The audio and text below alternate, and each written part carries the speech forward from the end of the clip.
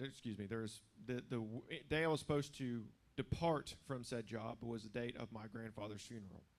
And I said, hey, look, I know I'm supposed to work at 4 on Friday, but I'm leaving at 1. They're like, well, you have to find somebody to cover your shift. I said, nope, you have to find somebody to cover my shift. I said, no, you have to stay till 4. I was like, I don't. And I was not quiet about it. Because I quit for a reason. I was sound in my reasoning, and I was proud of my reasoning. And I was confident in the decision I made, so I didn't need to be quiet about anything. Quiet quitting is when we are either A, too scared to change our situation, or too lazy to do something about it. I'm just going to ride the clock and not do anything and just stick it to that man that's making all the money. I heard somebody say one time, if your job suddenly went to commission, would you get a pay cut or a pay raise? And if you've ever worked on commission, and I've spent a large part of my adult life working on commission, you know, there are factors that play into it that are out of your control, but 99% of it is you busting your butt to make money. You know, there's no quiet quitting when you own your own business or you are completely relying on commission. It's all you, homie. Well, what about I work at this place and they just don't appreciate me for who I am and all the hard work I do. Well, leave. There's 5,000 to 20,000 apps that help you find other employment elsewhere. Well, I don't know if I'm qualified. Well, then they're probably paying you what you need to be paid. Quiet quitting and this act your wage thing is a cancer that's on people today that are coming out of high school or going into college to think that because they breathe air, they deserve a large paycheck.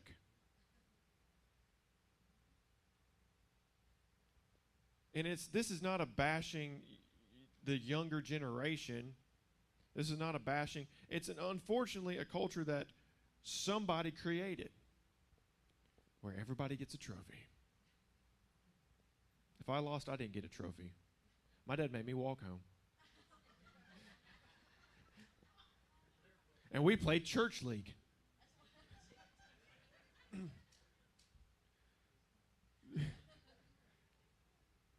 But I remember I was at this particular job, and I was on commission, and I was training one of the guys who was hourly, and he was an hourly employee, and he's like, I'm ready to bump up on commission, and we fixed cars, and that's what we did.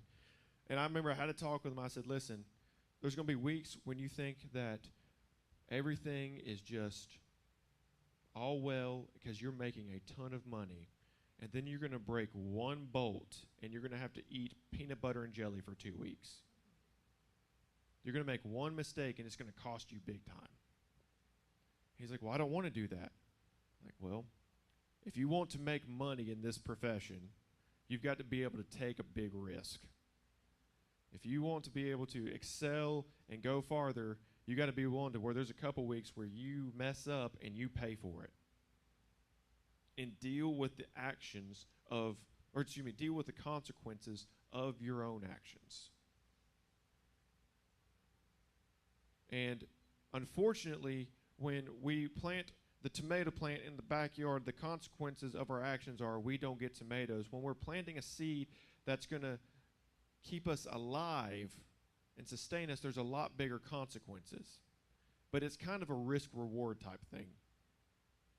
If we believe that God's called us to do something, or we believe that there's something in our life that needs to change, and we put it in God's hands, and then we go do something about it, and we're wrong, we have to be able to accept the consequences of what went wrong.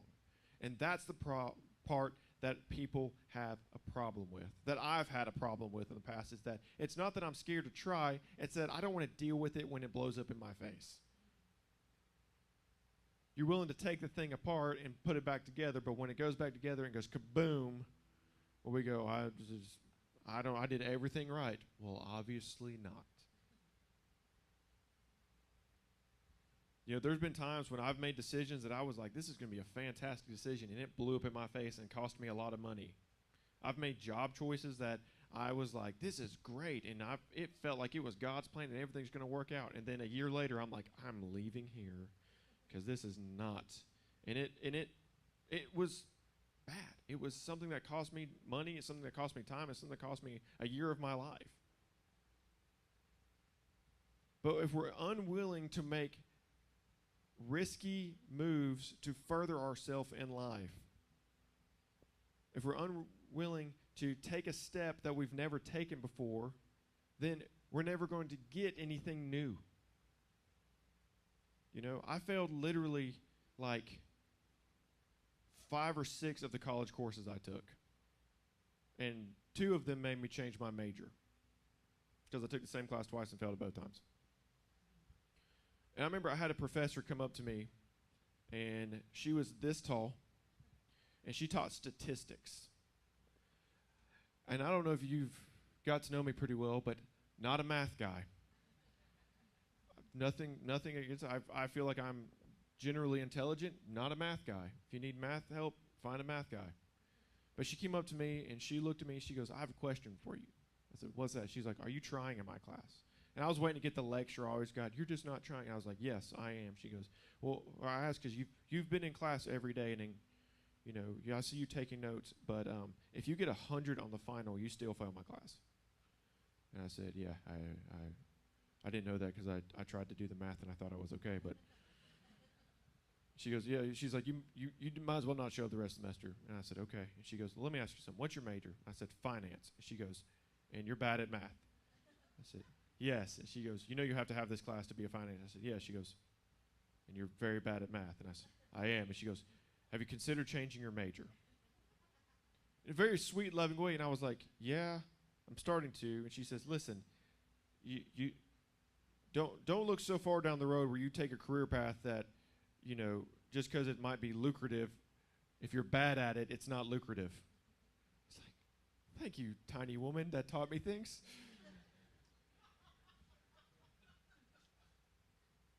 And I took a risk. I was like, and then my dad told me, he said, everybody in your life knew you weren't going to do well in finance.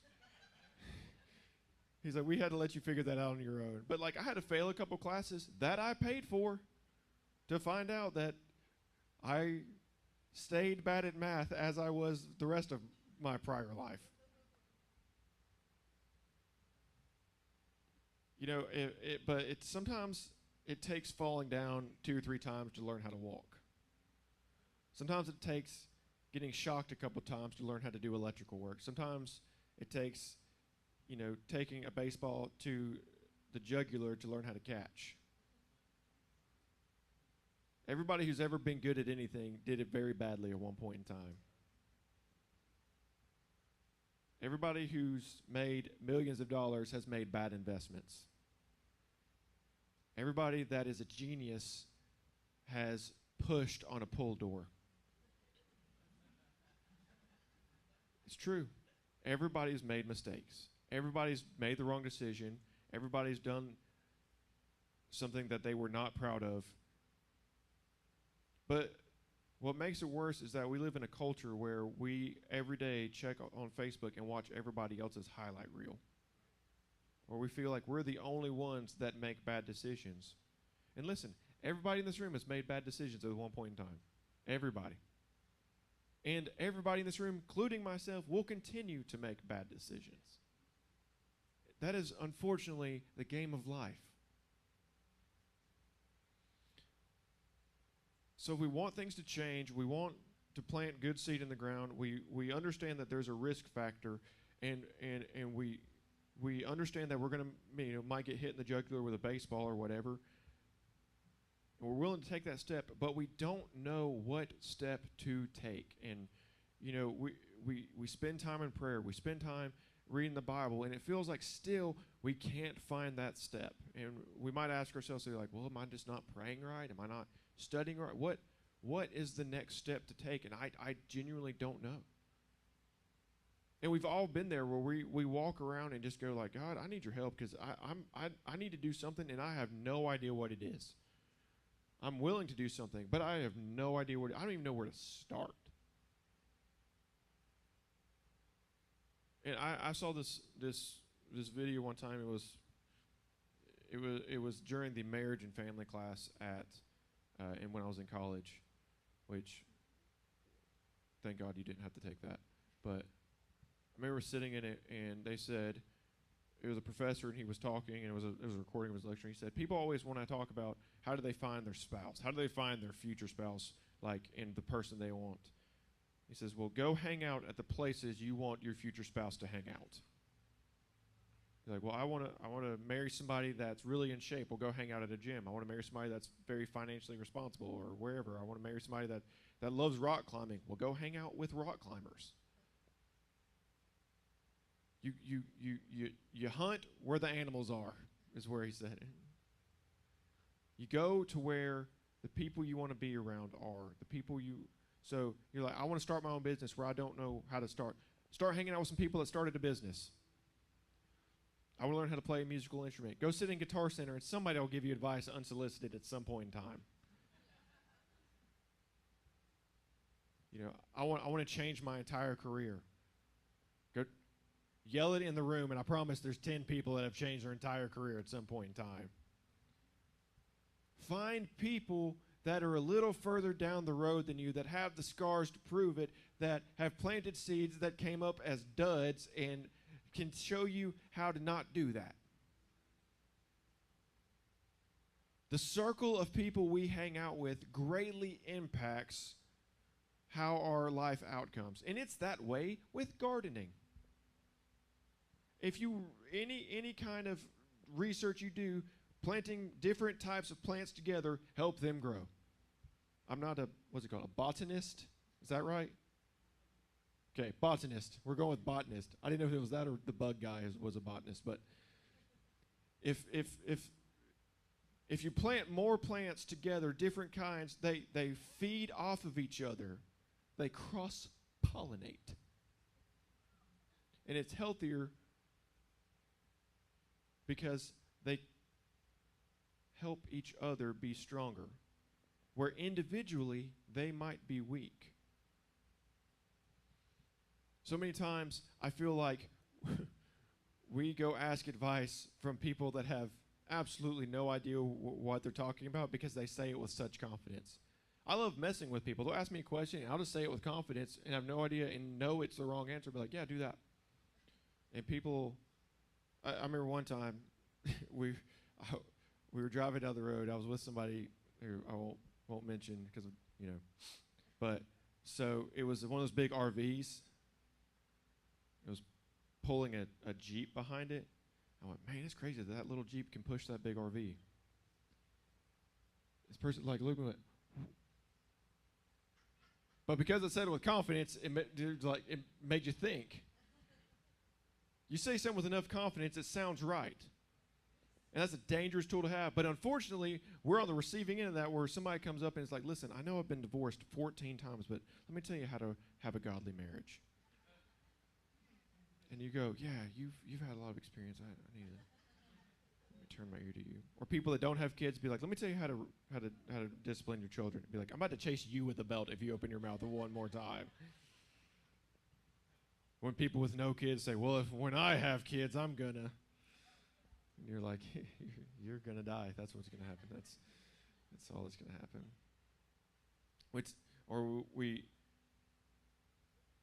We take advice from people about our walk with Christ and fail to open our own Bible. We rely on the YouTube preachers and Facebook and whatever else we read the quote of the day for our walk with Christ and what we should be doing, and we never bother to crack open our own Bibles. Somebody else can't grow our garden for us. If we're going to take steps forward and grow a bountiful harvest, we have to be the ones to plant it in the ground. Because let me tell you something. Nobody should be more invested in your life than you are. Nobody should be more in your corner and rooting for you than you are. And if you have a problem with that, if you're struggling with yourself where you really don't care how yourself does, then that's something you need to address first. Talk to somebody who can help you care about your future. Because unfortunately, when we read the news right now, they don't have a lot of good ones. And for especially young people who are in college or about to be out of college, it's difficult when it's like, well, I'm going to come out of college and the cheapest house I can buy is $8 million and it says Little Tykes on the side of it. The future doesn't look great when it's like everything on the planet is more expensive. Everybody on the planet is a little bit more grumpy. If you don't believe me, you have not worked in retail recently. Everybody is so caught up arguing with each other that we all just kind of get angry and no one cares and it's whatever. And we feel like we have no purpose and no future and no point in even planting the garden at all. Because what's the point if I know it's going to fail? Let me tell you something. I believe that everybody in this room was fearfully and wonderfully made, and God gave you a purpose on this planet, and even if you're going to fail, He still wants to give you that push to go forward and fail and learn. There's a famous quote, and I don't know exactly, but someone asked Thomas Edison, they're like, well, how many times did you fail when you were making the light bulb? The single invention that changed the way the entire world operated. The light bulb. It's what people recognize as the invention that kicked everybody into the modern, because we can work when it's dark outside. The light bulb. And he says, well, I found like 300 ways to not make a light bulb, but I really didn't fail. Just took a little time. I know every way possible to not do it right, but when I got it down, I changed. You think after about try 100, like if you try something 100 times and you're like, I think at this point it's safe to say it's not going to work. I mean, and no one would blame you. I've done this 100 times, and it still hasn't. I just think it's not possible. Like, I've given it all. But it took the one guy that was crazy enough to sit in his basement with a little, and he changed the entire world with a bulb. And now there's like thousands of them in this room. And we use them for everything. We wrap them on trees. We light up the dinner table. We do whatever. But it took one guy who was just a little crazy enough to keep going at it because he had a dream and he had a passion and he wanted to see the world changed. And listen, everybody in this room is a little bit crazy, including me. I've eaten with every single person in here and talked to you. Everybody in here is a little bit crazy. Some more than others. But all it takes is you being crazy about the right thing, and you watch you change the world. Everybody is so unique that there's a garden that you can grow that nobody else can grow. There's something that you can do that nobody else can do. And where it might not light up the whole world with bulbs, you might change one person's life. You might change one person's eternity. You might change one person's eternity that changes generations to come's eternity. You know, Billy Graham gets a whole lot of credit for being the greatest evangelist that the world has ever seen. The guy who led him to Christ doesn't get heard of a whole lot. You might not be called to be the next inventor of the light bulb, but you might be the next inventor of the light bulb science teacher. You might not be the person that invents the steam engine, but you might be the next person who invents the steam engine's boss, who teaches them about a work ethic. You might not be the next Einstein. I know I'm not. But you might drive the next Einstein back and forth to school every day and say, I hope you have a good day, son. You never know the impact you have on somebody else's life that can change the world. And so the seeds that we plant, sometimes we don't even know we're planting them. And we don't know what we planted until it's harvest time. So going forward, I believe that we need to do everything we do everything we do with a sense of how could this affect my life or somebody else's life years down the road. Because we don't have time to wait around to make big decisions. I don't want anybody in this room to ever be on the deathbed and gone, man, I just waited too long. I had such a great idea and I just didn't go. I played it safe. I just kind of, I was a mediocre parent and had decent kids and I had a mediocre career and really didn't take any risks and, it's okay. Which if you want to do that, cool. But I think everybody in here is willing and ready to be a little bit crazy to do something that could drastically change the world. Heavenly Father, we thank you for today. We thank you for your many blessings. We thank you that going forward we will be able to plant seeds that could reap a harvest that changes the world. Be with us today. Bless us and keep us. Help us to always remember why we do what we do. In your Son's name, amen. Y'all be at family night tonight.